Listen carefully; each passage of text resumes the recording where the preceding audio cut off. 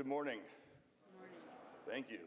When I was in seminary, every once in a while I had to go back home on a Sunday morning and watch my nephew because my brother and his wife, they were both church musicians, so they worked on Sunday mornings. My parents had a wedding business at that point in time, so they had bridal shows on the weekends and they had to travel a little bit. So I had to go home and watch my nephew, and the seminary knew what was going on, no big deal. Well, I had to take him to mass when I would come home. And, my nephew, he had this toy plane that he loved. He was like 3 years old or so. And it had a button on it. And when you pressed the button, it sounded like it was taking off. Well, I didn't realize he brought that to mass with him that one morning. And so here we are, we're kneeling, it's time for the consecration. And as soon as Father Tom raises the hosts, guess what button he pushes? And throughout the church, all you hear is a plane taking off while the host is being elevated. And I have a mix of embarrassment and just finding it funny at the same time. And everybody knew I was a seminarian, so everybody around me was looking at me just like very disappointed. And I'm just trying not to laugh because, again, I thought it was funny, because at that point in time, what else can you do? It just, I realized I made a rookie mistake by not checking what he brought with him. And then, but then the mass went on, we received communion, everything was forgotten, all was fine.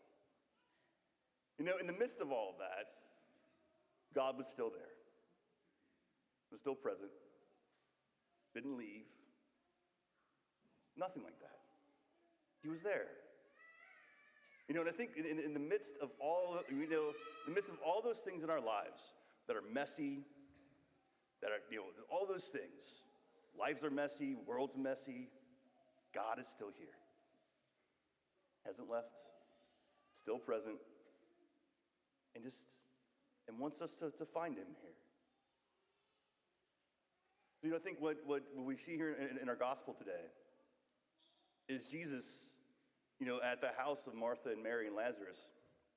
And as he's at the house, Martha, who has a great intention, she wants to make sure everything is just right. Everybody's served, and everybody's trying to facilitate the best thing for Jesus to come and talk to the people. But in the midst of it all, she forgot what she was there to be there with Jesus. And she looks at him, and all of her worry that she has, she actually looks at him and tells Jesus what to do. Tell her to help me. How many times have we done that? It's not how I want it. Why is it this way?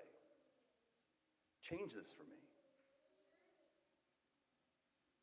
The thing is, when we have those moments, they're not out of bad intentions.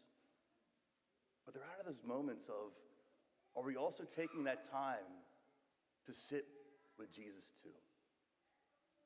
Because I think we start thinking about the lesson of this gospel. It's not are you a Martha or are you a Mary? It's when's the right time to sit with him? When he's present with us. And I think so when we see it that way, we start to realize then how we approach Jesus is also how we approach our brothers and our sisters.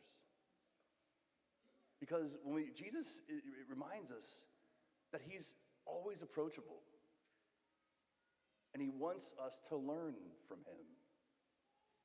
Because if you think about it, we see in the scriptures, he fed 5,000, he healed people, cured the lame, healed the sick, reawoke Lazarus from the dead, went to the cross, rose from the dead.